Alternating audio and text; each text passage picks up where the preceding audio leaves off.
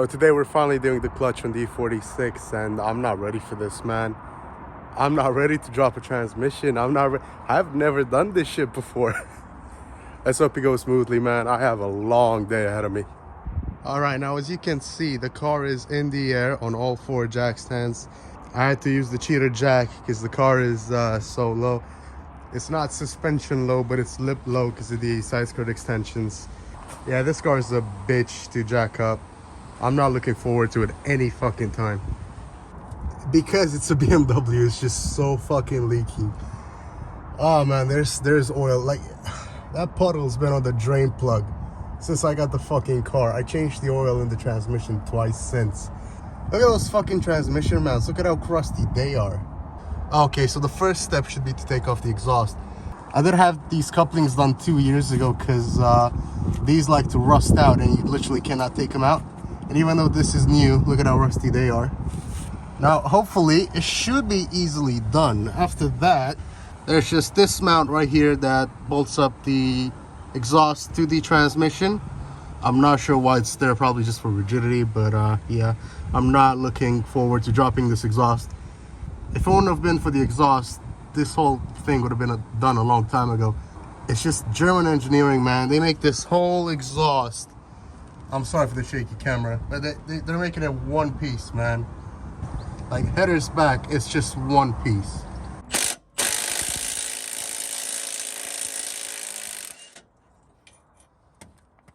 Well, we got one out. That used to be brand new, like two years ago or some shit, not even that long ago. UK winters are ridiculous. Don't you just love it when nuts round out?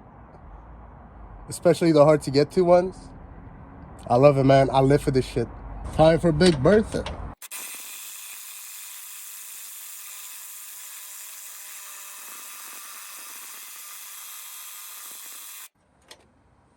You've got to be fucking kidding me. How fucking tight is this shit? Well, I don't know about you, but that bolt came out fine. I eventually got this one out. Yeah, so that one was a bitch. I still have to get that one out. Well, gasket material's just falling out. Yeah, I have to get that one out. But the nut itself, rounded out, it's not too bad, but it's still bad to the point where it's kind of pain in the ass to get out. I'm gonna have to get this aluminum under tray out and see what I can do there. The exhaust is finally out, and it wasn't without its issues. These are 3 of the 4 bolts. I don't know where the fuck the 4th one went. Yeah, that I got I unbolted 2 and I fucked up 2. I love UK, man. It's just so rusty. But yeah, as you can see here, the whole exhaust is out of the car. I unbolted it from the transmission, stock cats. Those are gonna be the money makers, man. That was another bolt up point. There should be another bracket, I think right there, but mine fell off while fucking driving. I swear to God, UK rust is something that just cannot be beat. That's my muffler delete. Looks raggedy. Sounds good though. Oh, hello. Do you come here often? Yeah, welcome to my palace. This is it's my home most of the time. All right, so moving on. Now that the exhaust is off, all I have to do is take off the heat shielding from behind the exhaust, expose the drive shaft, take that bitch out, and work on the transmission. I'm not looking forward to this, man. It's gonna be a mess. Yeah, this is all the heat shielding that I have to get out. That's the rear subframe over there with the differential and everything, and that's the transmission side. I have to take off this. There's a few 10mm bolts around, and this whole heat shield comes off. It's very easy, and then drive shaft comes off. Now, I'm sorry the quality is shittier than before, but I put you an ultra wide lens just because the area is so tight around here. So after you take off that heat shield, you have the drive shaft exposed. That's the center support bearing, and that's the diff end. Now over here on the transmission side, you have the rubber donut, the guibo. that has 6 bolts. 3 of those are for the drive shaft, and 3 of those bolt the Guibo 2D transmission. Now these are 18. I'm going to be taking off the transmission end first, taking off the center support bearing, and then the diff end, and drop this baby out. Alright, so I took off the drive shaft. That end, the differential end, was a bit of a bitch to get out, because this little bracket right here, that holds up the front end of the subframe, and it's right in the front of the differential, as you can see. So I had to reach in from the front with an extension, and the E12 bolts that they have over there are well, really hard to get into the socket. I eventually got them out. The central support bearing was in good shape. I can show you in a bit. But here are my engine mounts. Sorry, transmission mounts. See how flexible that is? Yeah, there's a bit of rebound and everything. That's rubber. Check this one out. This is my pinky. It's literally split in half. Like there's just 5% rubber and 95% air. Good thing I have replacement for those. Now, here's my Guibo. This is the drive shaft aside. As you can see, it's OEM BMW right here. I'm guessing it just hasn't been changed because it's starting to look bad, man. Good thing I'm doing this shit. Okay, now from what I can see, there's just this little clip right here, and that clip right there, and this is the selector rod. If I do this, the selector rod should come off. Now I looked at this, and if you follow it over there, you can't really see, but over there it looks like it's riveted in. I'm gonna have to do some research on that. I'm not quite sure, but yeah, I'll take the selector rod off from the transmission itself right here, and see what happens. Quick side note: if you look at this, these are the bolts that bolted up to the diff from the drive shaft. So if you take one and look at it, you will see that the threads right next to the head are mushroomed off. That means that it is exactly as I thought. The bolts were loose, and the only way that the power was transferring from the drive shaft to the differential was through smashing these bolts. Now the threads are completely fucked. I'm gonna have to get new ones, and they did come off pretty easily. They weren't hand tight, but they were not exactly torqued to spec. Now all 4 of them are like this. But yeah, now we're gonna tackle the shifter and see that through. Now, ignoring the extremely floppy shifter that I could make a dick joke about, I am pretty sure that the aluminium rod that goes to the transmission is riveted on. I know some people put bolts through afterwards, but that means that I have to take off the shift knob in the shifter boot, and then literally drop the shifter assembly with the transmission. So in order to get the shift knob off an E46 and any manual BMW in general, you gotta imagine that you are 14, your parents just left, and you can start pulling on your, and that's it. It works. So yeah, literally that's all you do, and now you just pull on this boot. It's just it has these clips, and that's it, man. Your transmission is ready to drop from the top. I'm gonna go one step further and take off this trim, this shifter trim, then take off the foam, and there's this rubber boot right here that is kind of like stuck onto the body. I'm gonna take all of that off, so it's really simple to just drop off. I'm gonna drop it off with the boot because it's a pain in the ass to put this on. Now this is an E65 45i shifter. It's basically an OEM short shifter for E46s. It only works for the 5-speeds though, as far as I'm aware. It's amazing. I have never felt a better short shifter in my life. I'm guessing the only better short shifters for these cars is like the IRP $500 ones that you have to cut into the fucking trim for, and it's like chassis mounted. But like standard short shifter, you can't get better than this bitch. Now, from my understanding, if you do this, you can like get this to drop. Oh yeah, that was actually pretty easy. So all you have to do is just put a small flathead in these 2 slots right here and just pry around until this literally just falls off. It's very easy. Now this would be a good time to replace this. It's a bushing. If you have a bad shifter feel or anything like that, you should definitely replace it. I don't know if I'm gonna replace it on mine because I'm trying to do this quickly and I'm pretty sure I'm not gonna be able to find it. I'm just gonna clean it up because, like, look at all the oil, man. Look at this shit. That's disgusting. I'm just gonna clean it up and then put it back in the car as it was. So after getting all of this off, there's only one step left, and then we're removing the transmission. Right over there, that's the clutch slave cylinder.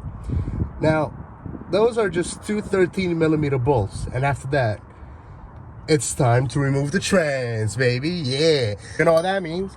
Grab your goddamn swivel, grab all the extensions you have, and then more. You can never have too many extensions when you're removing a fucking transmission. All right, now it should be easy. It should be just those two 13mm bolts, and then we have E10 Torx and E14 for the bell housing, and that should be it. Now the transmission is not held in place by the jack anymore, so if I do that, it moves.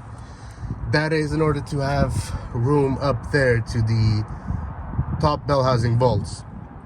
Those should be pretty easy to get to with the transmission drooping like this. However, you never know, man. You never know. So this is not my first time removing a transmission. I've done it before, but it was on NBMX5. Those are really easy to do, so I'm hoping it's the same on here. What I'm gonna do now is go around the transmission and unplug all the electrical connectors, because I just remember that. So hopefully we'll get that done and then drop the bell housing bolts and pull this baby out. Okay, after looking around all this time, I think that's the only switch on the transmission. I believe that's the reverse light switch. The slave cylinder's out, everything else is out, the shifter is dangling. I think it's time to tackle the bell housing bolts. Now, those bottom ones, those are E10. There's 4 E14 bolts that are on the sides and on the top. Those ones are the ones that are actually holding the transmission to the engine. And then there's some bolts for the starter. I believe those are E12s. I'm not too sure. So we will see, and hopefully should be easy to pull this transmission out. Okay, so it's been 1.5 hours. I am fucking exhausted. It's 8:30 at night, and I finally got all the bell housing bolts out. I do have one of the top starter bolts that are up there. It's unbolted, but it's not completely out.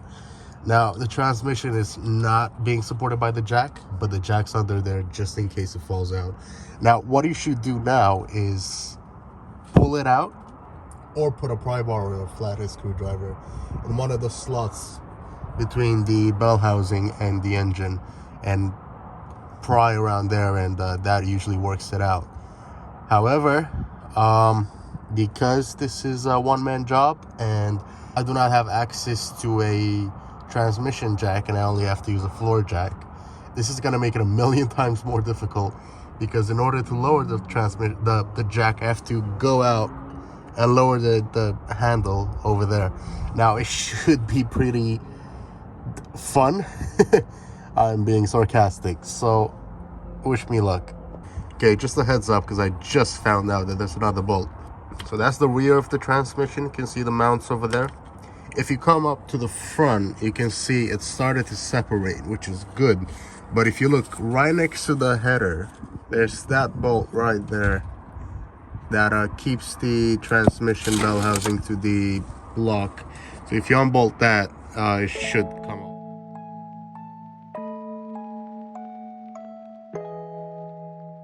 Okay, so it's day 2 of the transmission removal. Last time I kind of gave up on that little bolt. It was 10 at night, and that one bolt was holding the engine plate bolted up to the transmission. I tried removing the gearbox with the engine plate attached to it. I tried to pull it out. However, the engine plate is held on by the flywheel. It's not bolted on or anything. However, it is like the flywheel is keeping it in position. I looked up after I gave up, and there's no way to do it with that. So I gotta remove that one bolt. However, I'll show you in a bit. It's very difficult because the bolt is right in between the headers and the engine block, and there's absolutely no fucking room to get any tools on it. Okay, so we're underneath the car right now, and as you can see, I have the transmission jacked up. It's not too jacked up, like it's still hanging off. There is a big gap, so it's ready to come out. It's more pulled out on this side than it is on this side, but that's because right in there, as I showed you last time, that little bolt right there, that's what's holding the engine plate to the transmission. Now, it would be easy to pull it out. It's literally just a 10 mil, but it's in between the engine block and the headers. So I'll show you right now what it's like trying to get it out. Now, first off, we have the wrench. It can't really have a grip on it. If we try the other end, which luckily this is ratcheting, it still can't get a grip because of how little space there is in here. Now, we can try a ratchet with an extension, a universal joint, and the socket. So it's officially out of the car. That was a bit of a struggle. I had to undo that small bolt, which is literally right here. I had to do that with the 1/2-inch ratchet and a universal joint that was bent to the fucking max in order to reach that. That was a pain. I did it though. I managed to pull it out. That was a bit of a struggle as well. I'm not sure why. I connected the shifter back up because I wanted to bang gears with this transmission one last time. And I wanted to see what the actual shifting mechanism looked like because I was really curious. I know what it looks like in a transmission that has the shifting on the transmission, like on the MX-5. However, this being a completely separate unit to the transmission, I was really curious. Now that that's done, maybe I can just lift this bracket up and hopefully get this out. I'm gonna try that because the new transmission doesn't have that shifting assembly, so I have to transfer this over. Now, before I do any of that, I'm gonna try and tackle the clutch and the flywheel and everything like that, and try and get that running because this car has been in the air for over 2 days now. Actually, this is the 3rd day, and I want to drive it again, man. It's a 500-mile break-in for the clutch, and I'm not looking forward to it because you're gonna have to drive like a grandma. Okay, now once you're underneath the car and the transmission is out, you can see the pressure plate right here. Now this big boy has been through a lot and it's ready to retire. So in order to get it out, there's these 6mm Allen bolts that you have to get out. And after that, pressure plate comes out and the clutch disc comes out, and all you're left with is the flywheel. So let's go ahead and do that. Okay, so the pressure plate and the clutch is out. This is the flywheel. Now, even though it's bright outside, I put on the flash because I want you guys to see what I'm seeing. See all these hot spots? Yeah, look at that clutch material over there. This has been hot before. Now, I know when it happened. I did burn the clutch like twice on this. There was no smoke. It did smell like shit and the pedal got really soft. Car still ran, so it wasn't completely overheated. But yeah, this is fine. This is fine. The clutch disc itself doesn't look too bad. Like, this is the clutch disc. There's plenty of life left. You can see the rivets are still way ahead of the clutch itself. However, you can see that right there, the reflective part is way more worn than the inside part, and that's because of a bad flywheel. Now, if you look at the flywheel, this is the factory piece, which is dual mass. Now, dual mass moves around like this before the actual whole engine rolls over. So that's the engine. That's just the dual mass moving. There should be rebound with a dual mass. This one doesn't have any, so it's completely dead as well. I did get some chatter while I was leaving every once in a while, so that explains some stuff. But yeah, now let's just take off these few bolts. You're supposed to use one of these holes and like put a tool on the teeth of the flywheel right here, so it locks the flywheel. Or if you're a baller, just use a fucking impact. Okay, so these bolts are 19 mil, as you can see right there. Now this is the small M18 from Milwaukee, so if that takes it out, chances are anything will. Yeah, baby. This is the point where you grab your rear main seal with the plastic cap inside of it and try to press it on. This actually slid in very easily. Now you just pull out the shield Okay, now that all of the bolts are torqued, you're ready to put the flywheel on. As you can see, there's this dowel right here. Now, if you look at the flywheel, I'm sorry for the bad camera angle, but if you look at the flywheel, one of the holes is slightly bigger. That one is supposed to slot into the dowel. So use that as a reference, use that as a guide. And now you're ready to put the flywheel on. I am going to clean the crankshaft and the back of the flywheel before I put it on, just to make sure. Now, Output Motorsport gives you brand new bolts and washers, and he recommends you to tighten them down to 105 Newton meters. I suggest doing this in a crisscross pattern. I only have one bolt in because I don't want the flywheel to follow my head. The dowel is in right there, as you can see. It's not seated right, however, it's because it needs to get like pressed on with the bolts, if that makes sense. So I'm gonna try and go around. I'm not sure how I'm gonna get 105 Newton meters without getting this thing to spin, but I'll try and figure something out. Now what I'm gonna do now is put on the clutch. Now what you need to do in order to install the clutch is really simple. You grab the plate itself, you line it up somewhat on the flywheel like that, then you grab the alignment tool. Now your clutch disc is aligned to the flywheel, so you can go ahead and install the pressure plate. So in order to put the clutch pressure plate back on, it's very simple. You have these dowels coming from the flywheel, and you just align the clutch on there. It's very simple. You put that on, and then you grab your bolts, you put those on, you tighten them down, and that's it. You pull out your alignment tool, and that's it, man. It's ready to bring the transmission in.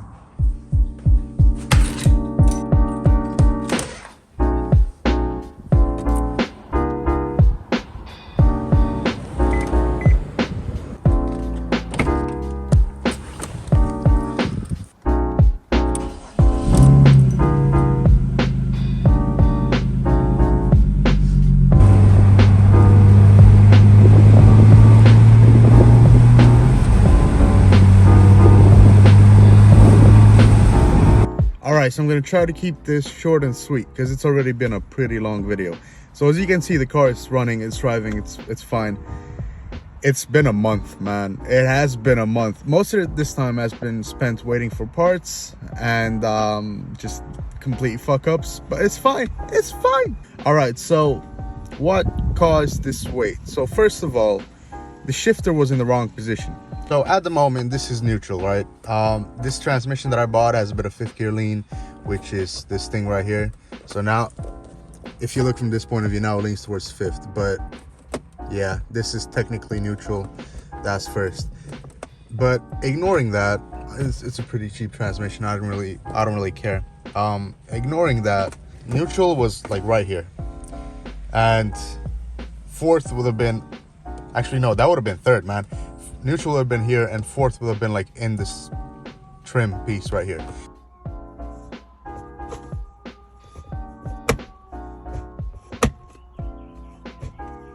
So what I had to do was I had to order the selector rod from BMW, because apparently no one fucking had it, and I had to order it from the BMW, and it came from Germany. Now that's fine, but I had to wait for a fucking week for it. Okay, so ignoring that, what else happened? Well, after I put the transmission back into the car, I noticed the Guibo that I bought wasn't big enough. Apparently, back when I bought it, I bought a 325 Guibo, and apparently the 331 is bigger. I didn't know that, but I know now. So yeah, I had to wait another 4 days for that, I believe. Now, after that Guibo, I put everything back together, started the car, put it in first with the car on jack stands. I was like, yeah, wheels are turning, fine. Press on the clutch, wheels are still turning. Press on the brake and the clutch, and engine dies. It started back up, brake and clutch. I tried to put it in first, it's not going in first. So I had to pull the transmission off again. You don't know how much pain I'm in through that day.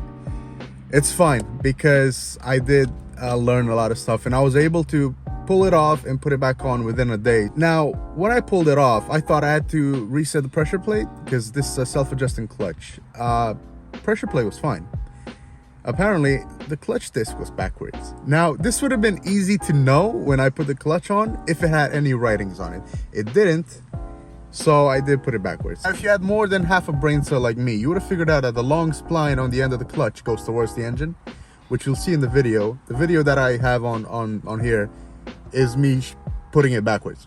Now, if you put it in the correct way, it should be able to disengage, right? It worked after I changed it again. Now, the thing is, clutch and everything else was fine. So I put it back together. Everything was fine, man. I was ready to start the car, so then I remembered, oh yeah, I gotta put in the slave cylinder as well, otherwise I have no clutch. So I put in the slave cylinder, and the fucking rod pops off. Like, it literally pops off the slave cylinder into the bell housing. Now, it's still there, maybe, I don't know. It could have fallen out through the holes for the rear main seal bolts. I have no fucking idea. I genuinely don't care. This transmission is not coming off a third time, man. Are you kidding me? Nah, it's staying there for at least 2 months, God knows. So I ordered the slave cylinder, and that got here within another 5 days or so. As soon as I got it, I had some stuff to do, so I didn't put it on immediately. But the next day, I got to the car, I put it on, I bled it, I started it, and it ran fine. So when I pressed in the clutch, the wheels would stop. I tested this all the way up to 4th gear on jack stands, I believe. So I put the stock exhaust back on, and I took it out for a test drive. Everything was fine. So that's where the car is today. Everything is fine. I am still breaking in the new clutch. I've done 100 miles, and the recommended break-in time is 500. The thing is, I will keep driving it nicely, but it's kind of hard, man. I mean, I had to floor it at least once. And I mean, I floored it after like 95 miles of braking, which is fine. It's not that bad. I didn't do any hard shifting, any launches. We're good. I'm not changing this clutch again anytime soon. This baby is good. I'm still breaking it in. I'm still driving it nicely. Okay, so I'm sorry for the wait. It's been hell for me working on this car. Just lacking motivation and everything, but I eventually got it running. And I have 2 things to note for everyone that's doing this. Research, research, and research. You never know what kind of parts you need. And second, if your clutch disc doesn't have any writing on it, just double check, man. Just make sure you're putting it the right way. Oh man, that was a pain and a half, but it's fine. All right, so I have 400 miles left of city driving. So a lot of engaging, disengaging, and then after that, we're ready to continue with the turbo build. The thing is, I'm not sure where to start. I'm thinking just tearing the whole car apart and then doing the whole thing, but then I kind of want to drive the car in between. We'll see when we get there. I'll think of a solution. But until then, I'll see you guys later. Peace.